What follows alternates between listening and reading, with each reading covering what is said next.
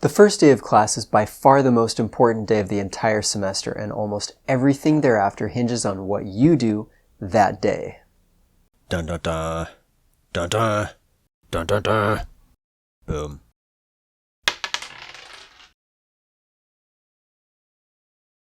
Let's start by looking at a few types of students taking your class so we can better understand their perspective and frame our discussion a little better.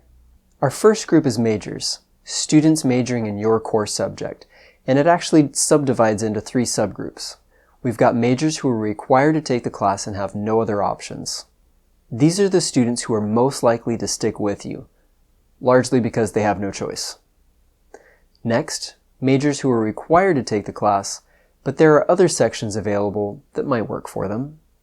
And the third subgroup is majors who are required to take the class, but who can wait a semester or 2. And not only majors, but we could throw in there students who have this as a critical GE course or other requirement. Whatever the specifics are, both of these second subgroups of majors are likely to show up the first day, but you have no guarantee they'll stick with the class. Many are likely to stay just because sticking with an option is physically and emotionally easier than trying something else a day into the semester. But if the first day isn't very catchy and they have any kind of hang-up, like a scheduling conflict to resolve or it's just too early in the morning, they may not remain committed and end up dropping the class. The next major group is our Easy A seekers. This is an interesting group, and how many of these show up depends a bit on your class and personal reputation. There are students who show up hoping your class will be an Easy A, perhaps because you have a reputation, earned or not, or your class has a reputation, or just the nature of your course. For instance, as a foreign language teacher, most of my courses didn't cross-list for other majors, and in some places were not a part of a major at all. One of the strangest comments I got was from a student who was surprised at how much work I assigned him, given that my class was just an elective. Well, it may have been an elective for him, but for the students majoring in my language, it was most definitely a required major class. And besides, all college courses are expected to be delivered at a college level. But whatever the reason, I've always had at least a couple students come on the first day hoping to pick up credit in an Easy A class. Now, chances are that your class isn't an Easy A, but either way, that's not why this group is interesting. What makes them interesting is that they are in your class on the first day, they're about to find out the reality of your class, and they had enough interest to select yours as the potentially easy class. So what's interesting is you have the opportunity to decide how you're going to show them it's not an Easy A class. Are you going to slam dunk them into the harsh reality so that they, and you, dodge a bullet and avoid a failing student? Are you going to show them how valuable your class is, and that you can only succeed through real effort, and that the act of exerting effort itself is a great lesson to take away from college? This is a group that you can have some influence on. And last we have what I call course shoppers. This group is similar to the Easy A seekers, and perhaps even more interesting because they don't necessarily come with the baggage and potential dangers of pinning their interest to low work expectations. So, again, this is a group that you can potentially have quite a bit of influence on. The point being, there are a lot of new faces showing up to class on your first day.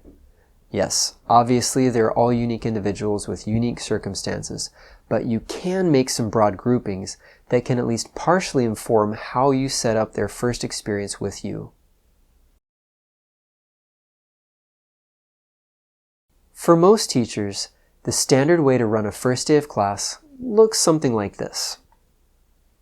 First, welcome everyone to class. Second, talk very briefly about the course, like the purpose or a high-level overview, and a tiny bit about who you are. Third, go over the syllabus, the course schedule, and the class expectations. Fourth, ask if anyone has any specific or additional questions. They probably don't, but they might. Fifth and finally, let the students out early. Why do we do this? If you've watched any of my videos yet, you probably already knew I was going to ask why or get at the purpose behind this. Because after all, what is anything without a purpose? The main reason I see for this is because you want students to know what you're getting into, to understand that there's work ahead and have an idea of what that work is. Like, since high school, teachers have been telling you that the syllabus is a contract, and by taking the class, you're committing to doing these things, to the point that many of my high school teachers had us actually sign the syllabus and return it the next day.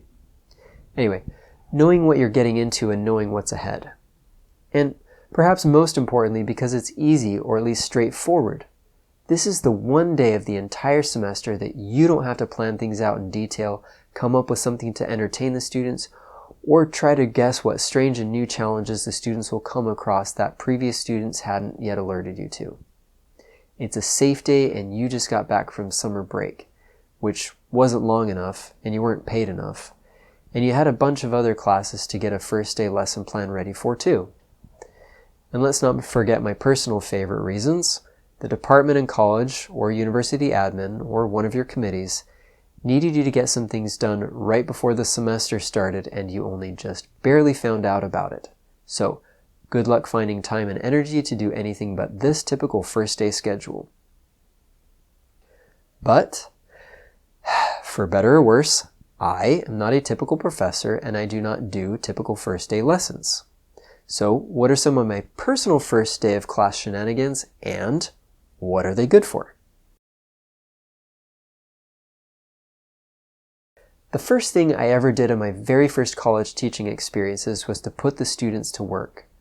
French 101, I greeted everyone in French.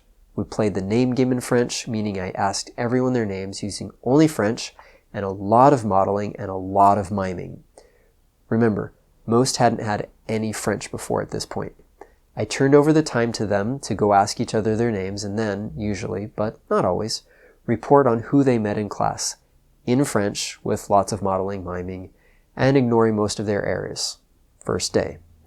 And then we did a listening comprehension activity with lots of sound effects, cognate words, and teacher scaffolding on the whiteboard. For the last 20 minutes, plus or minus, we went over class expectations, a little bio about myself, and yes, key elements of the syllabus.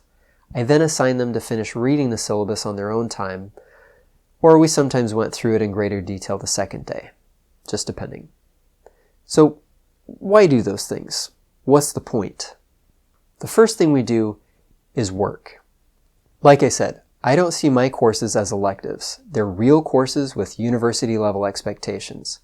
If you want a casual learning experience, there are plenty of free and even good opportunities online or in other schools, and if they're a better fit, awesome. But I want to make sure students know what they're getting into and that day 2 or week 2 or any typical work day down the road during the semester is not a surprise to them. Another reason is because I want students who are unsure of whether they will be able to succeed in this class to see that they really can do French from day 1 with no previous French. Sure, I had to bend over backwards as a teacher to help some of them get it, but the point is they did get it, and it mostly can through them working. The other benefit to throwing them straight into the work is that they have an idea of what the work will be like. They got to see a speaking activity and a listening comprehension activity. They got to see group activities and class to instructor activities. Talking about a syllabus and the course content is one way to help a student know what the class will be like, but being in class is a much clearer way of helping the students know what class will be like. Given the benefits of participating rather than just showing or telling, what about the syllabus? I do still want students to get familiar with the syllabus. It is, after all, important. But they're not going to remember it anyway. You know those funny masks and t-shirts that say, it's in the syllabus? Teachers who go over the entire syllabus on the first day wear them because their students still don't know what's in the syllabus later on in the semester. The joke literally exists because no matter how much you go over the syllabus, they still won't remember and will still ask you questions about something that's in the syllabus. That, and the fact that they are going to listen to 3 to 5 more classes worth of syllabi over the next day or two, remembering the syllabus is not a real instructional goal. What is useful is getting them familiar with how to navigate the syllabus, where to find it, what kinds of questions they can find on there. Actually, by the time I left academia, I was giving my students a condensed syllabus brochure with highlights, fun quotes, a QR code to take them to the actual syllabus, and some cool recruiting bits and pieces. Something the students looked at for at least 5 to 10 seconds, which is 5 to 10 times the amount of time they spend looking at the actual syllabus. And my actual syllabi that I posted online evolved to be a lot different as well, but syllabus creation is a different question for another time. At times I assigned syllabus reading as one of their first homework assignments, either requiring a signed statement or asking a few reading comprehension questions. I'm not convinced this is great, but it at least involves students to a small degree and help them remember a few basic policies very well. But to come back to the point, I wanted them to be comfortable enough to find their way back to the syllabus when they needed it. Sort of like driving an important route before the big day, or actually visiting a restaurant before a big date. It's always easier to get there and figure things out if you've been there before. But I considered class expectations much more important than a syllabus discussion. This was particularly true for a skills-based class like foreign languages. The rules shape the community and the interactions. Is English okay? When is it not? Is there a best time to ask questions? Will we check homework? Things like that. There's no one perfect classroom style, but shaping it from the beginning is important so that there's consistency and clarity. They have plenty of time to figure out over the next several weeks. Setting the stage for it now will make it so they can just concentrate on the work later. And last, a little bio. I'm not just a robot teaching a class. The more human I appear to my students, the more comfortable they are asking questions in class, asking for help in office hours, and the more interested they are in working with me. And the easier it is for me to help them build community with one another. But there's more. Letting my students know how I got to where I am gives them an example of success. In my case, it's a story of how even being a bit weird and following an atypical path can still lead to success. As someone who grew up for a large part of my life in a mobile home on a country lot playing with horse manure during planting season, I've been able to connect with students who only expect to see Harvard elites teaching their classes, and who saw them as being distant and not as real people. And not that anyone else's backgrounds aren't legitimate. One of the schools I attended was a private university, and another was a public Ivy League university. And I considered them to be wonderful experiences, both socially and academically. But I had a broad set of tools to reach out and connect with students, and I wanted my students to know that about me. Plus, I've done some other cool stuff with my life, and some of them actually spark my students' interest for one reason or another. A couple other points of interest on first days. I do like the get-to-know-you games. These are actually not uncommon. Depending on how you set them up, they can be really effective, even in large auditorium classes. The reason they can be valuable is because although you as an instructor are a critical human component in the classroom, so are the other students. When comfortable with one another, they become a lifeline both academically and sometimes socially and emotionally. In other cases, they can even be friendships that last beyond college. Just sharing names isn't enough. Setting them up with a simple but fun group project where they have to interact can be enough to spark supportive social ties. A Hawaiian studies class that I recently took for fun had us form a team. Throughout the semester, we were supposed to reach out to each other first if we missed classes or needed help with homework.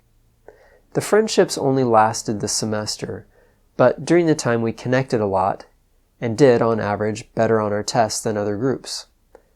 There are lots of ways to do this, including the famous or infamous icebreakers.